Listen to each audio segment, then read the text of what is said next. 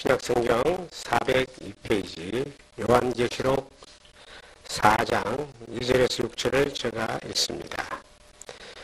내가 곧 성령에 감동되었더니 보라 하늘에 보좌를 베풀었고 그 보좌 위에 앉으신 이가 있는데 앉으신 이의 모양이 백옥과 홍보석 같고 또 무지개가 있어 보좌에 둘렀는데 그 모양이 녹보석 같더라. 또 보좌에 둘러 24 보좌들이 있고 그 보좌들 위에 24 장로들이 흰옷을 입고 머리에 금관을 쓰고 앉았더라. 보좌로부터 번개와 음성과 우레 소리가 나고 보좌 앞에 켠 등불 7이 있으니 이는 하나님의 7 영이라. 보좌 앞에 수중과 같은 유리 바다가 있고 보좌 가운데와 보좌 주위에 4 생물이 있는데 앞뒤에 눈들이 가득하더라. 아멘. 오늘은 요한계시록 4장 2절에서 6절의 말씀을 통해서 하늘나라에 대하여 함께 하나님 주시는 그 은혜를 나누고자 합니다. 우리가 예수를 믿고 구원을 받으면 천국 간다 그럽니다. 하늘나라, 하나님의 나라에 간다는 겁니다. 근데 죽으면 천국 간다 하는 소망이 있는 것이 얼마나 다행스러운지 모릅니다. 많은 사람들은 왜 사는지도 모르고 어디로 가는지도 모르고 죽음 이후에 가서 어떤 일이 벌어지는 것도 모르기 때문에 그냥 아무렇게나 살다가 가는 겁니다. 우리가 이 짐승들을 키워보면요, 개나 고양이를 키워보니까 애들은 오직 먹는 것, 줄인 배를 채우는 것이 그들의 삶의 생의 목적입니다. 그리고 다음을 생각하지 않습니다.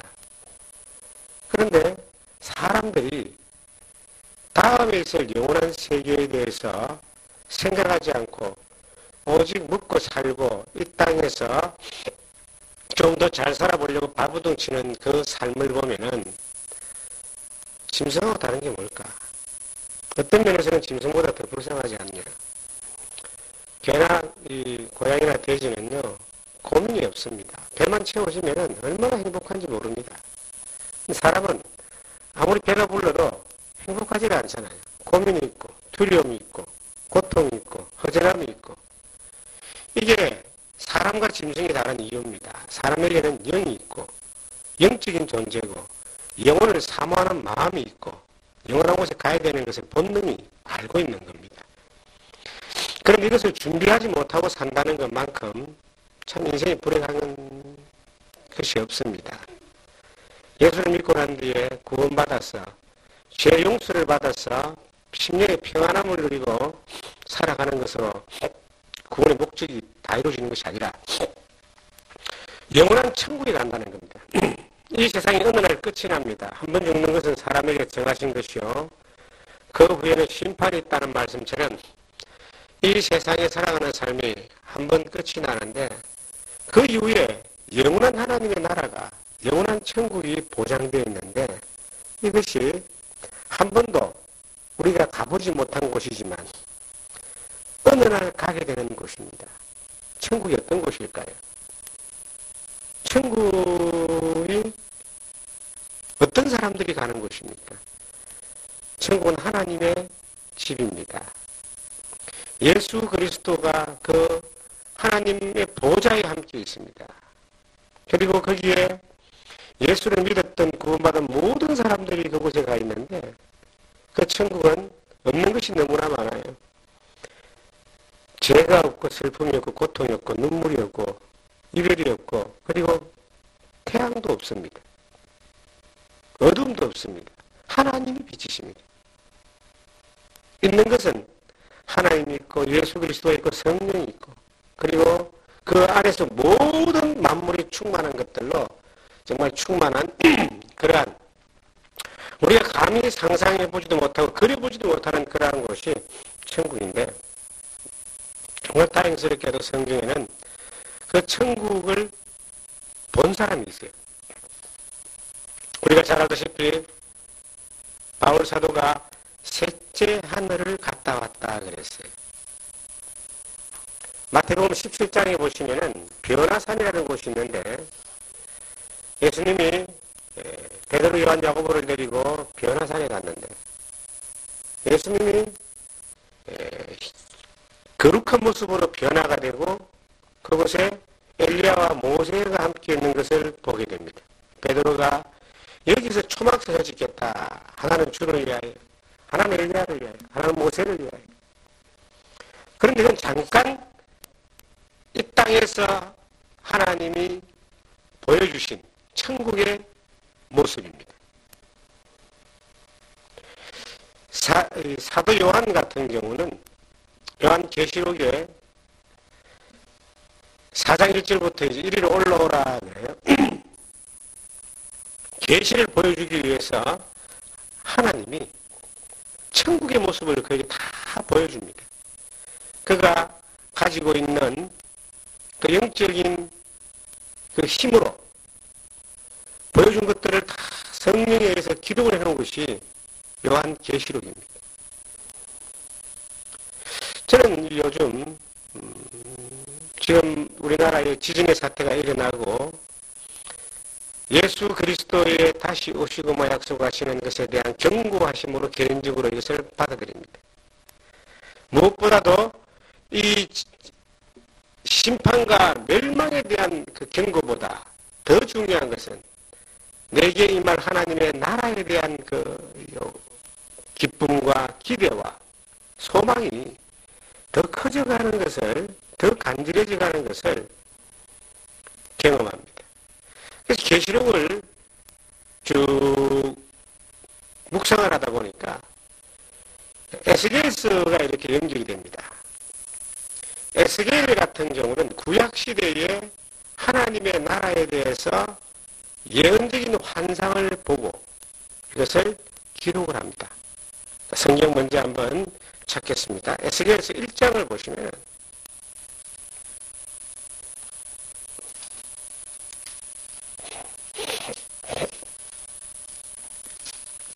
1장을 보시면요. 1장 4절부터 28절까지를 읽어보면은 내가 보니 북쪽에서부터 북풍과 큰 구름이 오는데 그곳에서 불이 번쩍번쩍하며 빛이 그 사방에 비치며 그 불 가운데 단새 같은 것이 나타나 보이고 그 속에서 네 생물이 형상이 나타나는데 그들의 모양이라니 그들의 사람의 형상이었더라. 요 내용들을 쭉 이제 28절까지 읽어보면은 요한이 계시를 받을 때 요한계시록 4장에 나와 있는 그 내용하고 거의 이렇게 똑같진 않지만 비슷한 내용의 형태로 기록되어 있습니다. 하나님의 에스겔에게 보여주신 하나님의 나라입니다. 천국입니다. 에스겔서의 몇 군데 에스겔이 본 환상에 대해서, 천국의 환상에 대해서 기록이 되어져 있습니다. 요한계시록에는 사도 요한을 통해서 너무나 명확하게 하나님의 나라와 하나님의 그 나라의 그 성이 있어요. 성전이라 그러죠. 성전이 있습니다. 우리가 성경에 예루살렘이라고 하는 것이 이제 등장합니다. 다윗이 점령하고 솔로몬이 성전을 세웠던 곳이 예루살렘입니다. 그래서 솔로몬 이후에 성전은 솔로몬이 세웠던 예루살렘 성전만을 성전이라고 그렇게 불렀습니다. 유대인들이 전국 각지에 흩어져 있으면서 안식일날 예배를 드리는데 그 예배는 회당에서 드렸어요. 그런데 1년에 3차례씩 이스라엘 백성이 의무적으로 남자들이 올라가서 예배를 드렸던 처소가 있는데 그것이 예루살렘 성전입니다. 예루살렘 성전은 성막이 이스라엘 민족이 나라가 없을 때에 옮겨 다니면서 이렇게 지어졌던 성막이 더 이상 이제 옮겨 다닐 필요가 없으니까 나라가 세워지고 수도가 세워지고 그런 나라가 되고 난 이후에 성전을 짓게 만듭니다. 그래서 다윗이 성전을 지을 수 있는 모든 그 물건과 재물을 준비해 놓고 이제 그 아들 솔로몬이 7년 동안 성전을 짓습니다. 이 성전이 예루살렘 성전인데 이스라엘 민족은 이 성전을 중심으로 해서 예배를 드렸어요. 이 성전이 BC 천년경에 완공이 됐는데 한 400년 그 예배를 계속 드리다가 바벨론의 느부갓네살 왕에서 침공을 받고 성전이 파괴됩니다. 그리고 성전의 기물들이 바벨론으로 옮겨집니다. 그런데도 다니엘서에 보면은 이 다니엘이 예루살렘을 향하여 하루 3번씩 창문을 열고 기도했다. 이스라엘 사람들은요, 전 세계 어디에 흩어져 있어도 포로로 흩어졌잖아요. 그들이 예배의 중심지는 예루살렘입니다. 그래서 예루살렘을 향해서 기도를 하는 거예요. 지금 그것을 배워가지고 회교도들이 메카를 향해서 하루에 3번씩 절하면서 기도하면서 그것도 종교적인 행위를 하는 것을 우리가 흔히 매스컴을 통해서 자주 보게 됩니다. 그 방향이 그들은 사우디아라비아 메카를 향해서, 유대인들은 예루살렘을 향해서. 그래서 이 첫 번째 예루살렘은 솔로몬에 의해서 지어지고 느부갓네살 왕에서 파괴되고 난 이후에 다시 느헤미야에 의해서 성이 중건되고 성전이 중건되고 그리고 헤롯 왕에 의해서 다시 중건된 그 성전이 로마의 타이투스에 의해서 다시 한번 파괴되고 난 이후에 지구상에 AD 70년 이후에 이제 성전이라는 것은 유형적인 성전은 존재하지 않습니다. 그런데 그럼에도 불구하고 이스라엘 사람들은 예루살렘이 그들의 신앙의 중심지입니다. 그 예루살렘 성전이 이제 환란 때에 다시 한번 마지막 때에 세워진다 해서 제3성전이라 그래요. 잠깐 세워졌다가 사라지는 제3성전이 있고요. 그 3성전도 예루살렘 성전에 이어지는 하나의 성전의 모습이죠. 이 땅의 예배의, 이스라엘 민족의 예배의 중심에 있는 성전, 예루살렘. 두 번째가 이제 천년왕국 가운데 있는 또 예루살렘이 있습니다. 천년왕국 가운데서 예루살렘에서 예수 그리스도가 만왕의 왕으로 통치를 합니다. 마지막 세 번째 성전이 이 예루살렘. 마지막 세 번째 예루살렘이 천국에서의 예루살렘입니다. 이 예루살렘은 여호와의 평화의 도시라는 뜻인데 이 하나님이 천국도 새 예루살렘이라고 이렇게 표현하고 있습니다. 새 예루살렘. 완전한 하나님의 통치하시는 평화의 나라. 이 천국을 새 예루살렘이다 이렇게 표현하고 있습니다.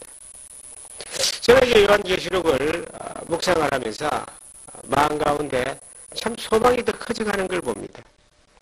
계시록을 읽으면요, 우리 다 알지 못합니다. 어떤 사람들은 계시록을 다 풀었다 그래서 막 계시록 박사처럼 막 여러 사람이 돌아다니서 했는데 문자적으로 다 해석을 했는지 모르겠지만 계시록을 다 풀었다 하는 사람은 굉장히 위험한 사람입니다. 왜냐하면 이 계시록은 말 그대로 1류에서 끝까지 계시고 하나님의 비밀입니다. 하나님이 열어주지 않으면 절대로 풀어질 수가 없는 거예요. 근데 아직까지도 풀어지지 않은 것들이 있는 거예요. 제가 30년 전에 예수를 믿었을 때에 37년 전이죠. 그 당시에 이제 그 믿음의 선배들이 계시록을 통해서 풀어졌다라고 하는, 부러졌다고 하는 계시에 대한 책들, 또 여러 어떤 그 강의들, 설교들 이렇게 들으면서 상당한 승리를 느꼈습니다. 그런데 그 37년 전에 그때 계시록이 이렇다라고 이야기했던 것이 37년이 지나고 난데도 그대로냐? 아닙니다.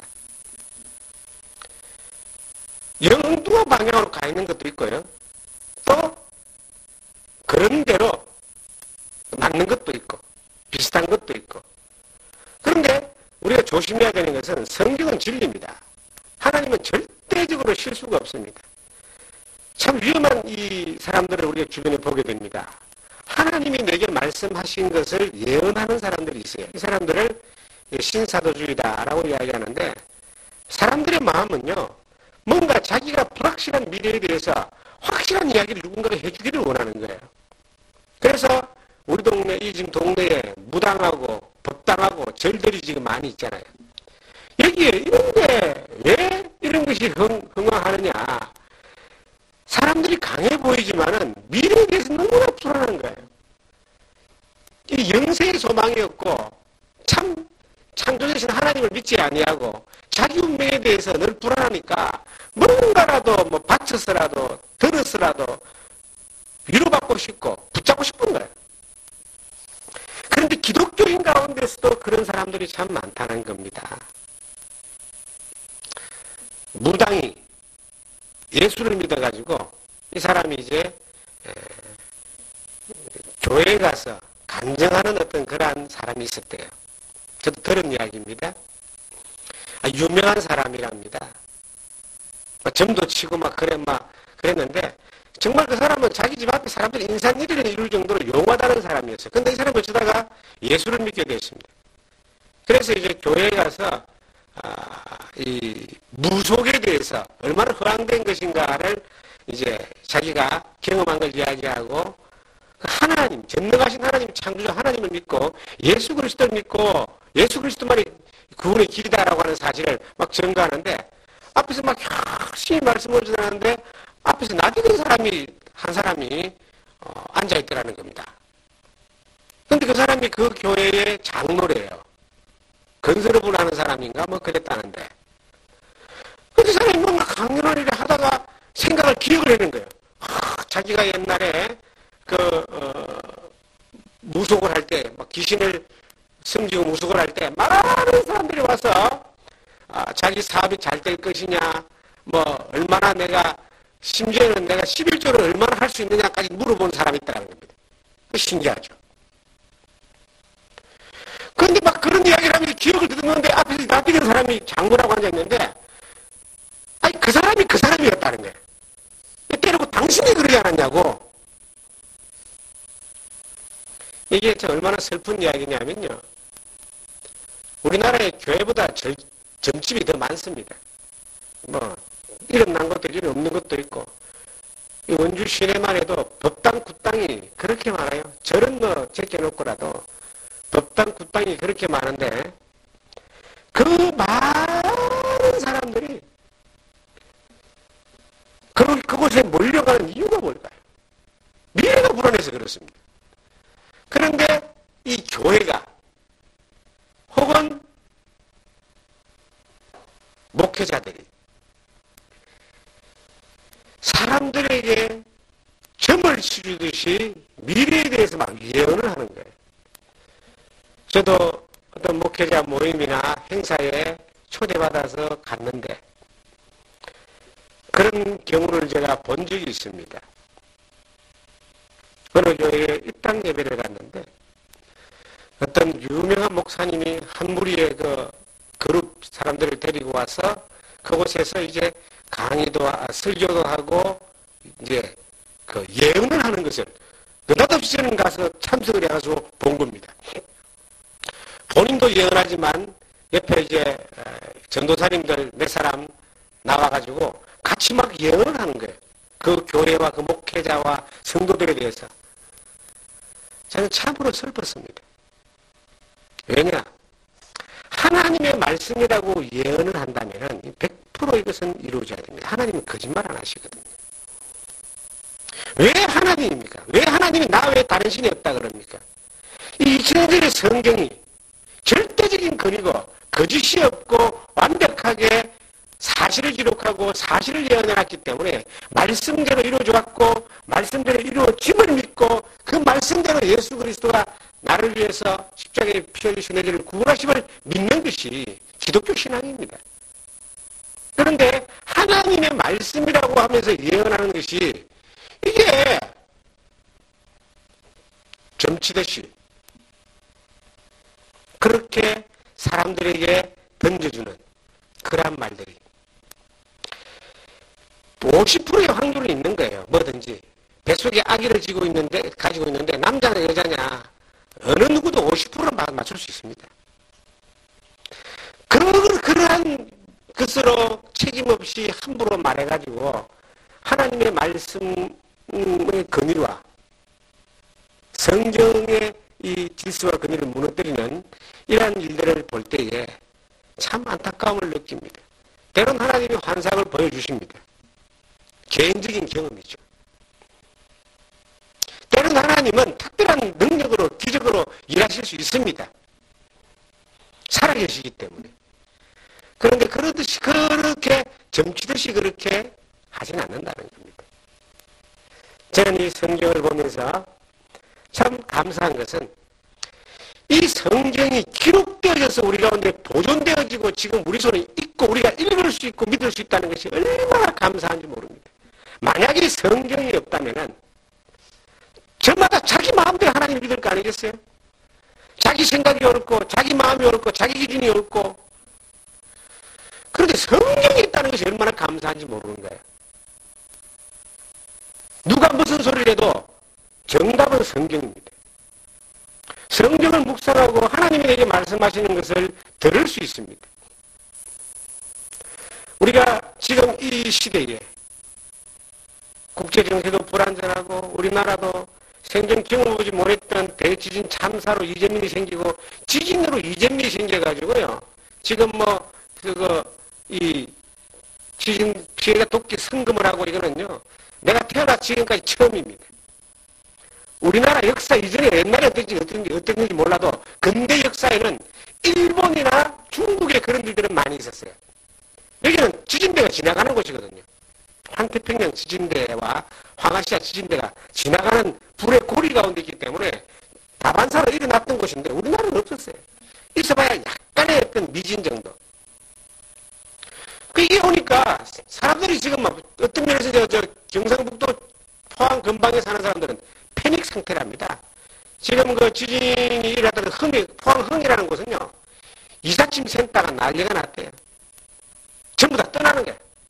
편안하게 그 동해안의 바닷가에서 전원생을 하려고 들어왔던 사람들이 헐값에 집 팔고 지금 다 떠나는 거예요. 불안해서 못 살겠다는 거죠. 왜냐하면 지진이 한 번 따오고 난 뒤에 여진이 많게는 300기, 400기까지 온답니다.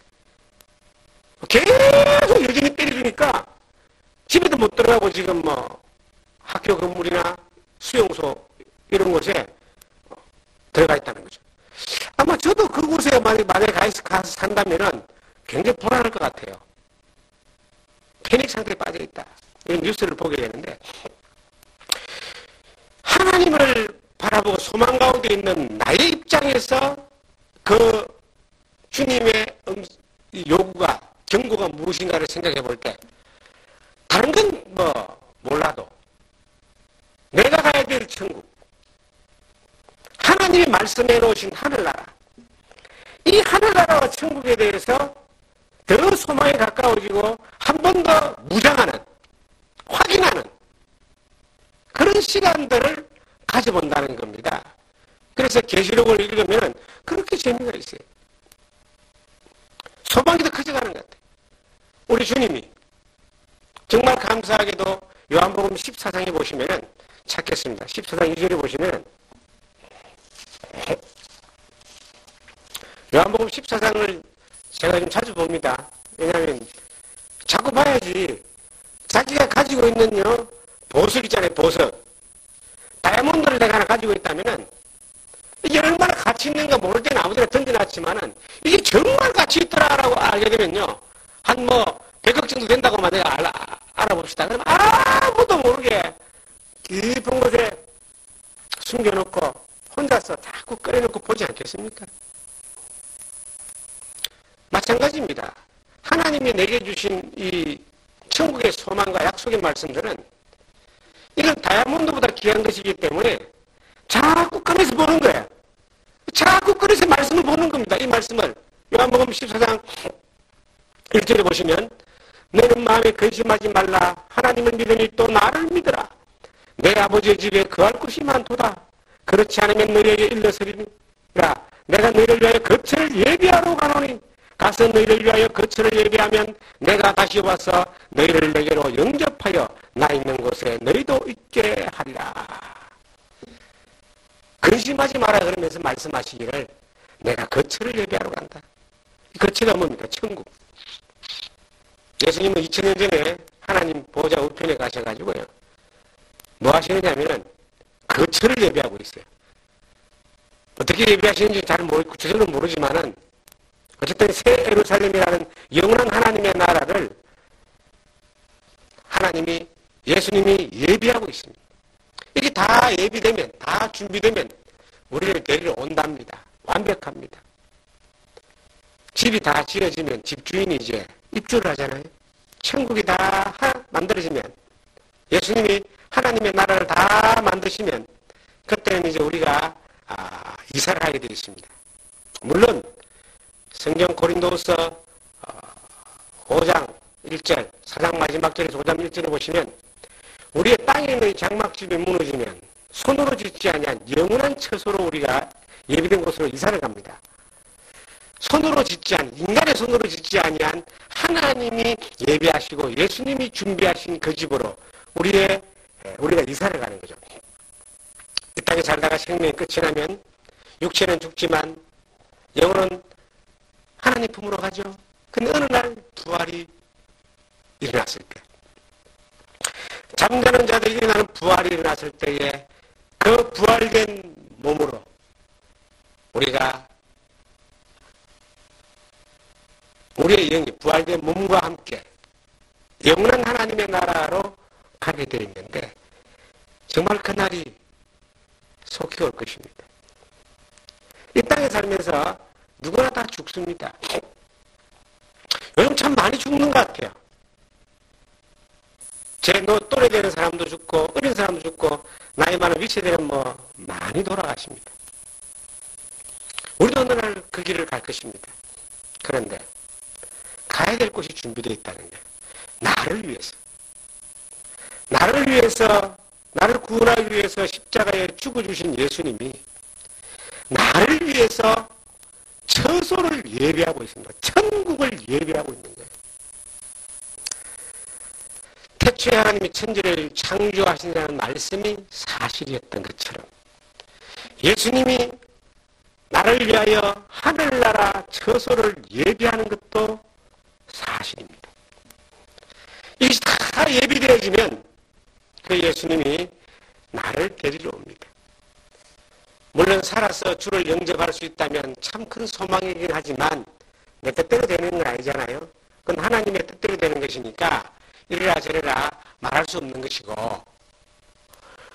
내가 주님 오시기 전에 먼저 주님 앞에 갈 수도 있고 정말 하나님이 은혜를 주셔서 살아서 주님을 맞이할 수 있다면 얼마나 영광스럽겠습니까?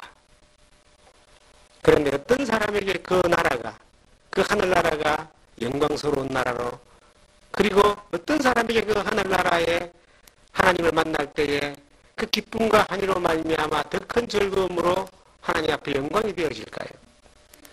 이 땅에 살면서 하나님 나라에 전혀 소망이 없고 먹고 사는 데만 급급하고 하나님 만날 준비하지 아니하고 세상에 썩어지는 것들만을 위해서 살아간다면 아마 하늘나라가 자기가 또면요 깜짝 놀랄 겁니다. 우리가 이 땅에 살면서 하늘나라 이 영원한 도성을 향해서 가는 순례자 철로역정에 보면은 크리스찬이라는 한 사람이 하늘나라에 가는 그 여정을 쭉 존 번연에 하는 믿음의 선배가 감옥에서 그것을 썼다라고 하는데 그 여정 가운데 수많은 장애가 있고 유혹이 있지만 인생의 삶의 여정이 수많은 우연과 수많은 위험과 수많은 사건으로 연결되지만 그 방향이 어쨌든 우리가 가는 방향은 지나온 시간을 뒤로하고 앞으로 간다는 겁니다. 어쨌든 우리는 하나님의 나라라고 하는 그 영원한 하나님의 예비하신 나라를 향해서 한 걸음 한 걸음 가고 있다는 겁니다. 세월이 많이 지났습니다. 며칠 전에 어떤 한 30, 20 몇 년 전에 복음을 전했던 한 젊은이가 전화가 왔습니다. 그 당시에 그 젊은이는 대학교 1학년인가 그랬습니다. 이름이 나 누군데, 누구를 아시냐 그래서 기억이 났어요. 내가 열정이 있는 그러한 젊은이였기 때문에.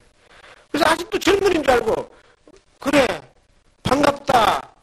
장가는 갔냐? 그랬더니, 제 아들이 대학교 다닙니다. 깜짝 놀란 겁니다. 미국을 간다나, 유학을 간다나, 아유, 세월이 이렇게 많이 지나갔나? 목소리는 여전히 20몇 년 전에 그 젊은인데. 그도 장가를 가서 가정을 이루고 자녀를 3명이나 놓고 애가 유학을 간다 그러고, 그리고 저 놀라운 거는 자기도 또 목회를 한대요, 또 어디서. 깜짝 놀랐습니다. 제가 그만큼 늙었다는 거 아니겠습니까? 저도 시간이 지나면 이제 내 앞선 선배들이 갔던 그 길을 그대로 가겠죠. 손자를 안게 될 것이고, 늙어갈 것이고, 그러지 않겠습니까? 그런데 그것은 피할 수 없는 예정인데, 내 삶이 이래 가도, 이렇게 가도 하늘나라에 가까이 가는 것이고, 저리 가도 하늘나라에 가까이 가는 것입니다. 믿음으로 살아도 하늘나라에 가까이 가는 것이고, 믿음으로 안 살아도 하늘나라에 가까이 가는 것이고, 죄 짓고 세상에 쓰러지는 것들을 위해서만 살아도 하늘나라에 가까이 가는 것이고, 그리고 믿음 안에서 거룩하고 경건하게 살아도 하늘나라에 가까이 가는 것인데, 가는 것은 똑같이 가는데 가고 난 이후에 결과는 다르다는 겁니다. 예수 믿는 사람과 안 믿는 사람의 차이는 정말 하늘과 땅 차이, 천국과 지옥 차이고요. 예수 믿는 사람들 가운데서 하늘나라에 갔을 때에 우리가 하늘나라라고 하는 것이 있고, 그 다음에 천년왕국이라는 것이 있습니다. 그런데 하늘나라는 차별이 없습니다. 예수 그리스도 은혜로만 가니까. 그런데 한번 거쳐가는 곳이 있어요. 천년왕국입니다.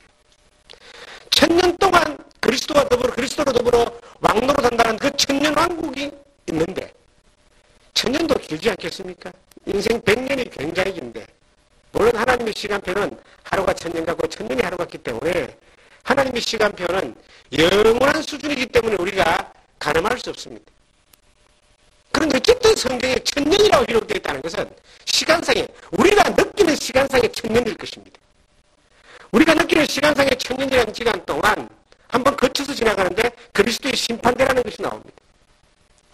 그러면 그 심판대라고 하는 것을 통과해서 천년을 살게 되는데, 내가 이 땅에서 어떤 모습으로 하늘나라를 향해서 살았느냐에 따라서 그 천년의 결과는 달라진다는 겁니다.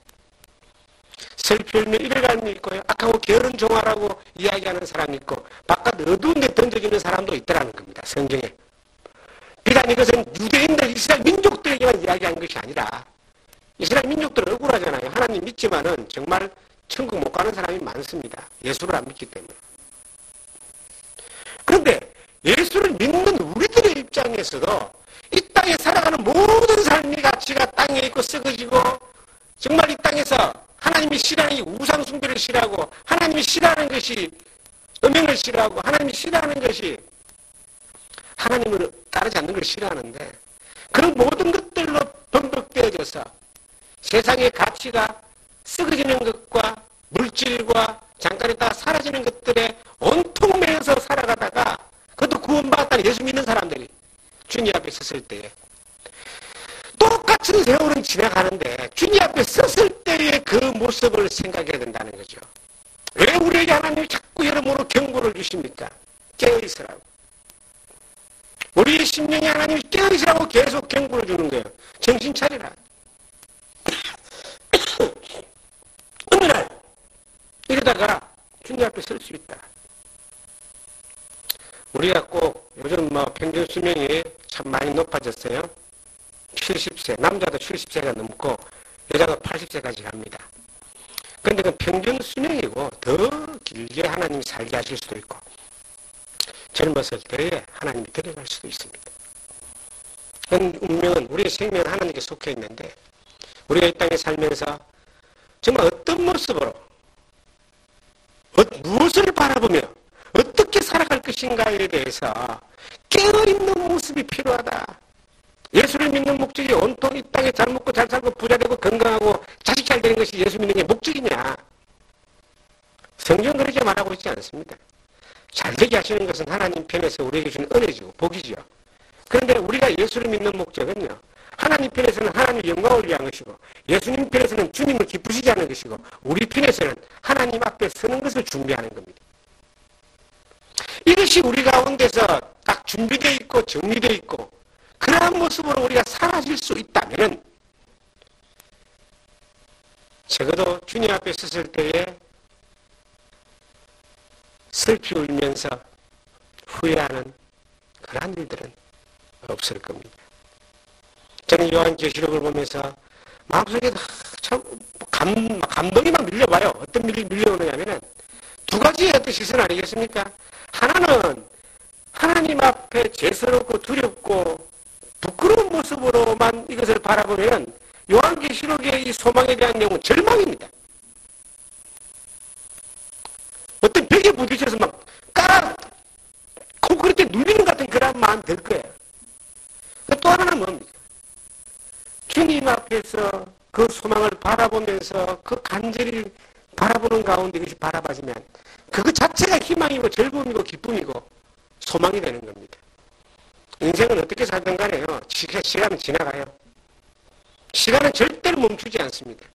그런데 이래 살아도 세월은 가고 저래 살아도 세월은 가는데 주를 하나님의 영광을 위해서 살면서 우리가 좀 손해보고 불이익당하고 고난당해도 하나님의 영광을 위해 산다면 끝이 좋잖아요.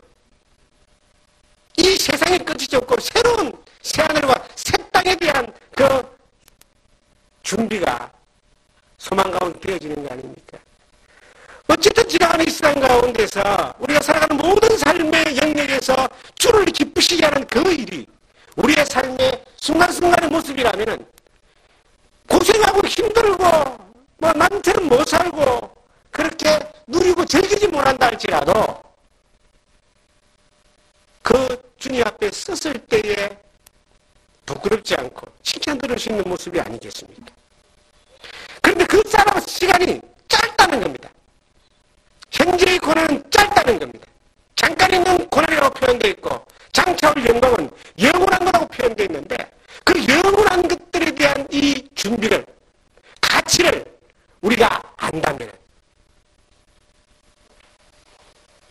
그 가치를 따라서 지금 조금 불편스럽고 지금 조금 어렵고 지금 조금 우리가 부족해도 얼마든지 감사하고 기뻐하고 즐거워하면서 살 수 있습니다. 항상 기뻐하라. 저는 항상 기뻐할 이유가 있다고 저는 그렇게 믿습니다. 기뻐하지 않아야 될 이유가 없습니다. 이 그리스도 안에 새로운 생명과 소망이 내한테 정립되어져 있다. 범사에 감사하라. 감사하지 않을 이유가 없습니다. 내가 지금 겪고 있는 일들이 좀 불편하고 어려움이 온다 할지라도 그게 감사하지 못할 조건이 아니에요. 불편할 조건이 아니에요. 살아보니까 내가 어떤 때는 망하는 것이 하나님 편에서 잘 되는 것이었기 때문에 망한 것도 감사할 수밖에 없는 이유가 되더라니까요. 그렇다고 크게 망해본 적은 없지만은 어떤 삶을 던지고 결단하고 투자했다가 실패를 보고 벽에 부딪혀서 세월을 낭비하고 마음을 상하고 절망했던 그러한 경험들이 한두 번 있은 것이 아닙니다. 그런데 시간이 지나고 난 게 그게 불평스럽고 분노할 때도 있었지만은 시간이 지나고 보니까 야 그게 잘된 것이구나. 하나님이 그렇게 만드셨기 때문에 이렇게 나를 다듬으셨구나. 그것마저도 감사해야 된다는 것을 뒤에 아는 거예요. 이제 그런 것들을 여러 번 경험하다 보니까 이제는 그런 걸 어지간한 걸 당해도 앞으로 감사를 미리 하는 겁니다. 아 이것도 하나님이 무슨 섭리가 있고 무슨 계획이 있으셔서 이렇게 인도하시는지 설레이는 마음으로 기다려집니다. 감사합니다 아버지 하나님. 범사에 감사하라. 이 범사란 말 안에는요 여러 가지 의미가 있는데 모든 일에 감사란 뜻입니다. 네가 볼 때 잘 돼도 감사, 네가 볼 때 안 돼도 감사, 네가 볼 때 성공해도 감사, 네가 볼 때 망해도 감사. 왜? 그 범사는 하나님의 손안에 있기 때문에 너는 그냥 감사하고 따라가면 돼. 소망이 확실하고 우리 주 예수 그리스도의 은혜 가운데 주님과 동행하는 삶의 모습이 확실한 경험으로 간증되어지고 우리가 살아가진다면 기뻐하지 않을 수 없고 감사하지 않을 수 없습니다. 지진이 일어나고 천재지변이 일어나고 또 전쟁의 위험이 있고 수많은 사람들 불안해서요 막 대한민국을 떠나가려고 하고 있습니다. 참 불안한 시대 같아요. 풍요가 넘치는 시대인데 참 불안한 시대입니다. 정치적으로도 정쟁이 너무 심하고요. 보수, 진보 이 충돌이 이렇게 심하게 나타나는 것. 옛날에는 이 진보가 데모를 하면서 이 보수 정권의 억압을 막 물리적으로 부딪혔는데 이게 지금 역전이 됐습니다. 지금 역전이 됐는데 문제는 저 북쪽에는 변함없는 그러한 김일성, 김정일이라는 이 공산주의 3대 세습 이 악의 세력이죠. 공산주의는 그 자체가 악입니다. 일단 하나님을 부정합니다.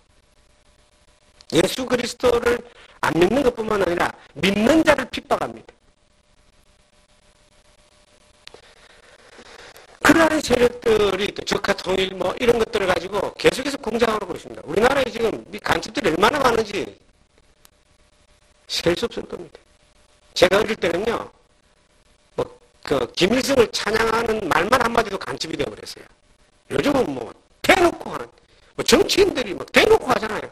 정의당 같은 이런 사람들.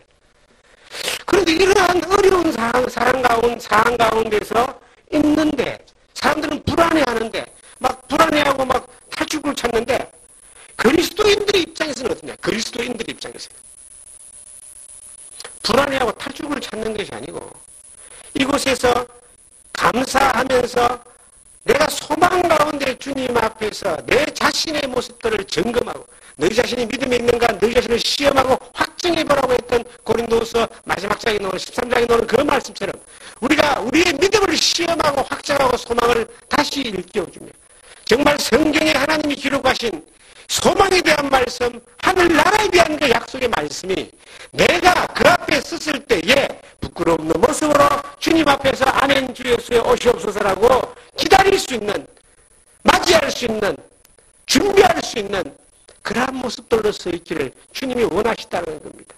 내가 이 땅에서 아무리 많은 것을 가지고 누리고 한다 할지라도 이건 다 놔주고 가는 겁니다. 사는 날 동안 저는 하나님이 우리에게 주신 은혜를 충분히 누리고 기뻐하고 감사하고 우리에게 주신 달란트와 은사를 가지고 하나님 영광을 위해서 쓰고 누리고 통로가 되어지는 것은 너무나 소중한 일입니다. 그렇게 열심히 살아갑니다. 그러다 방향을 잃지 말고 소망 가운데 깨어있으며 왜 사는지에 대해서 여러분 시간이 지나고 난 뒤에 한번 생각해 보십시오.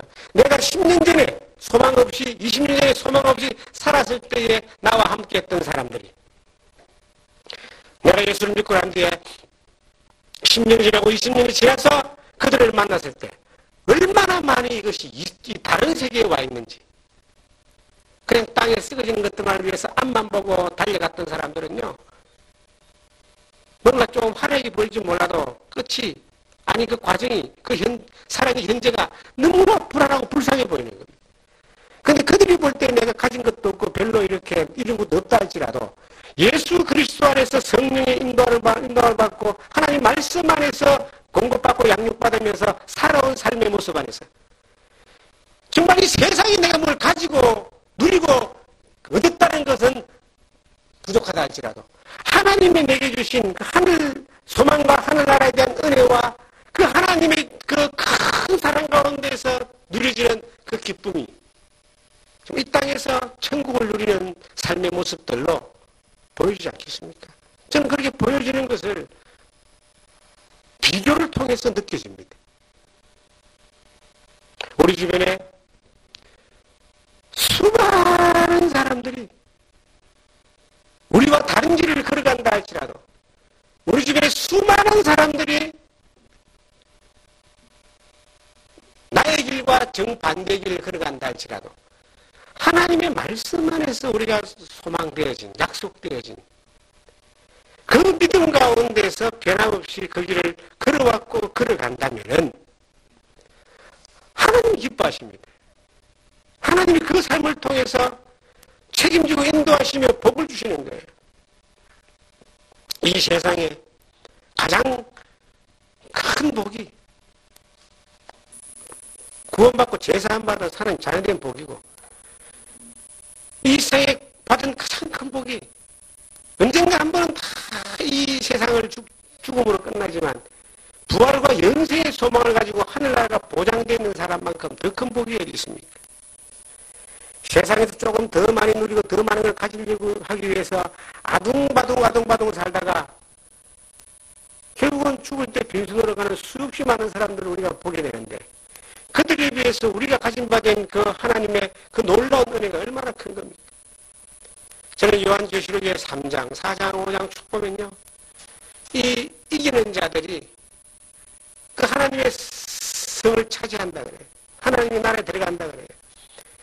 이기는 자에 대한 논란이 많습니다. 이긴다는 게 뭡니까? 이 세상에 우리가 이길 수 있는 게 뭐가 있을까요? 저는 영적인 전쟁에서 우리의 힘으로 이길 수 있는 것은 아무것도 없다라고 저는 결론을 내렸습니다. 이기는 것은 예수 그리스도를 많이 이기는 자입니다. 그럼 여기서 이기는 자란 말은 예수 그리스도 안에 있는 자.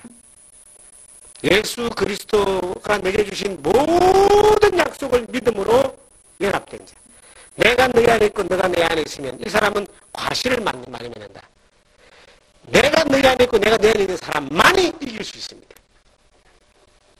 그 믿음으로 주님 안에서 살아가는 사람, 살아온 사람, 그 믿음 있는 사람, 이런 사람들은 세상을 이기면 이것이니 너희의 믿음이라고 요한일서에 기록한, 5장에 기록한 그 말씀처럼 그 믿음이 우리를 이기게 하고 그 이김이 그리스도 안에서 약속된 모든 그 축복, 모든 은혜, 모든 보장이 내 것으로 이어져 가는 것이다.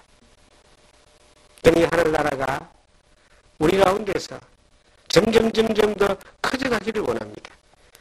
이 땅에 많은 것을 가진다고 해서 하늘나라의 소망이 멀어지거나 줄어드는 것이 아니라, 이 땅에 많은 것들을 잃어버린다고 해서 하늘나라에 대한 소망이 더 멀어지거나 더 작아지는 것이 아니라, 상황이 어떠하든 간에 우리 안에서 그 하늘나라, 천성을 향해서 가는 그 하늘나라를 향해서 걸어가는 그 걸음들이 점점 가까워지고, 처음 믿을 때보다 더 가까워지고, 어제보다 더 가까워지는 그러한 모습들로 우리 가운데 채워지기를 간절히 바랍니다.